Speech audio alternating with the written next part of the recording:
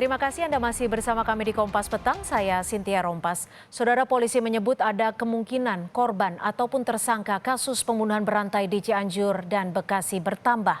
Polisi masih mengembangkan penyelidikan kasus pembunuhan berantai di Bekasi dan Cianjur dengan menggali keterangan keluarga pelaku. Tidak tertutup kemungkinan akan ada tersangka lain selain 3 orang tersangka saat ini.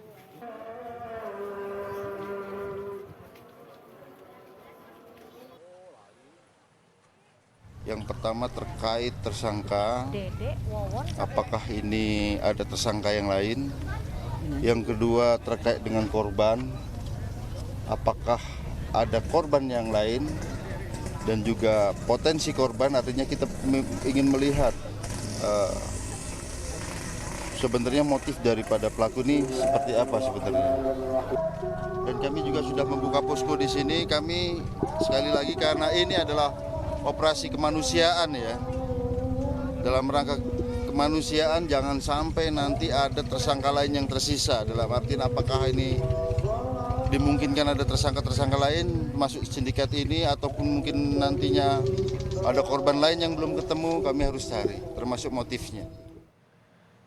Terbongkarnya pembunuhan berantai oleh Wawon Erawan CS bermula dari kasus keracunan di Bekasi yang menewaskan 3 orang hingga berkembang ketemuan 9 korban.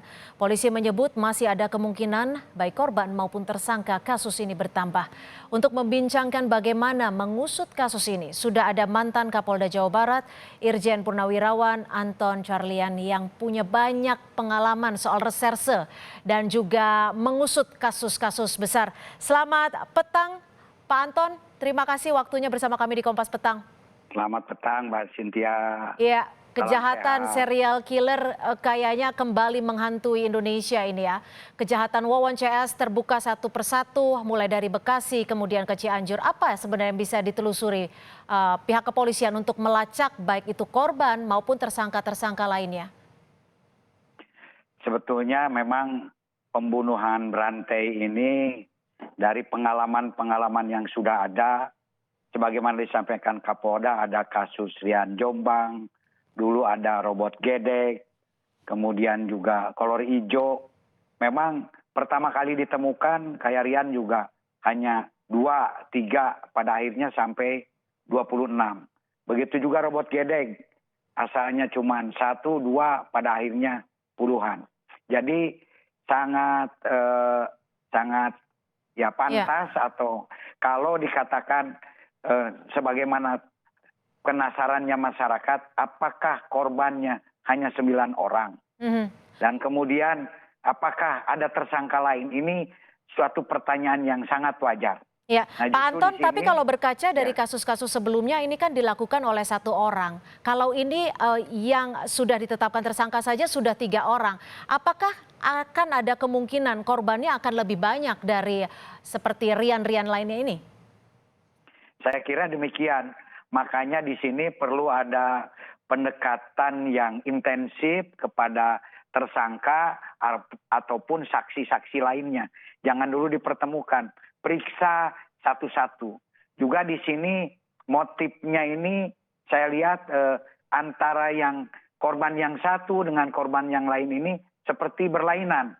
Seperti kepada keluarganya, yaitu istri dengan anak tirinya. Itu korbannya, motifnya itu kan karena ingin menghilangkan kecurigaan agar tidak tertangkap gitu kan. Tetapi apakah kepada korban-korban lain demikian? Apakah betul motifnya itu ataukah hanya motif ekonomi? Kemudian juga modusnya juga apakah sama diracun dengan pestisida? Mungkin saja kepada yang lain berbeda. Apalagi di sini ada hal yang cukup mengejutkan, adanya korban anak yang 5 tahun dan 2 tahun. Ini agak aneh juga gitu kan. Kemudian dihubungan dengan profesi yang bersangkutan sebagai salah seorang supranatural atau dalam arti kata dukun. Nah ini pun juga perlu dicari juga, digali juga kemungkinan-kemungkinan ada hubungannya juga dengan hal-hal yang supranatural. Oke, Ya jadi mungkin memang harus ingin lebih saksi. penelaahannya harus dari berbagai Ya, unsur elemen seperti itu ya Pak Anton ya. Pak ya Anton, betul tapi sekali. kalau melihat kasus ini bisa dikatakan para tersangka menyimpannya begitu rapih, bahkan korban-korbannya juga dikubur di rumah mereka begitu tidak ada yang mengira atau menduganya karena dikenal begitu baik kabarnya oleh warga sekitar. Apa yang bisa dicerna dari hal ini? Ya ini sebetulnya kepedulian keluarga, kepedulian lingkungan terhadap keterangan-keterangan tersebut gitu kan. Kenapa bisa menyembunyikan sampai 3 tahun? Mungkin saja ada alasan-alasan tertentu dan hal ini pun juga perlu dikonfrontir, dipertanyakan kepada tersangka tersebut. Bagaimana dia mengelabui keluarga sehingga keluarga itu sendiri tidak mencari. Mungkin yang bersangkutan meyakinkan kepada keluarga bahwa yang bersangkutan itu ada, atau mungkin juga karena tadi ada hubungannya dengan TKW dibilangnya. Mungkin dikirim ke Arab Saudi sehingga bisa memberikan satu keterangan yang logik dan masuk akal sehingga tidak dipertanyakan oleh keluarga maupun tidak dipertanyakan oleh lingkungan. Itulah kepandaiannya. Dan dengan banyaknya orang mungkin saja di sini bisa tanyakan saja kepada ini saksi saya, teman saya, betul misalkan. Ini dikirim ke Saudi atau lain-lain. Oke. Inilah kerjasama inilah yang mungkin bisa meyakinkan keluarga, masyarakat, dan lingkungan percaya Oke, dan tidak bisa Pak Anton, mencari. kalau berdasarkan pengalaman Anda menghadapi kasus-kasus seperti ini, menurut Anda tadi menyebut motifnya berbeda-beda. Ini adalah hal yang berbeda. Bagaimana Anda melihatnya? Apakah memang hanya sekedar keinginan atau memang motif ini sebagai utama dari pembunuhan? Ya justru ini yang harus didalami. Saya lihat dari konstruksi pasal. Konstruksi pasal itu sendiri ada 339. Ini 339 itu kan untuk menghilangkan kecurigaan yang didahului dengan adanya tindak pidana lain. Kemudian juga ada 340 dan 338. Dan tidak menutup kemungkinan seandainya korban-korban ini masih hidup, bisa juga 372, 378. Penipuan, penggelapan, bahkan tidak mustahil kepada uang palsu. Karena ini kan ada penggandaan uang.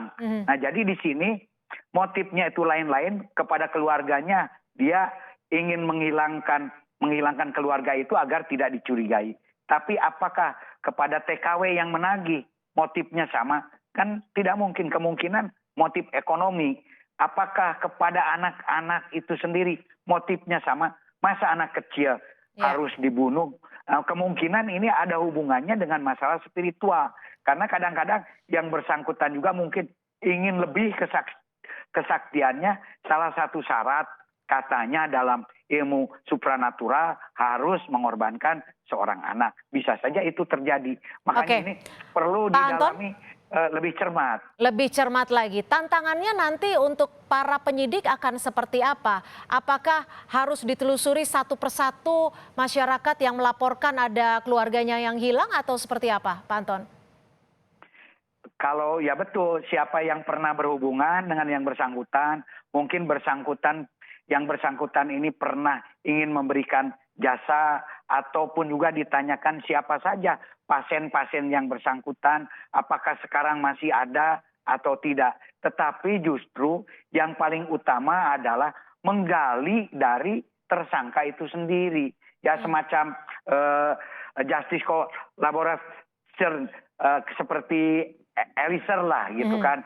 Nah itu kan pasti di antara mereka ini ada apa? Ada yang ingin jujur.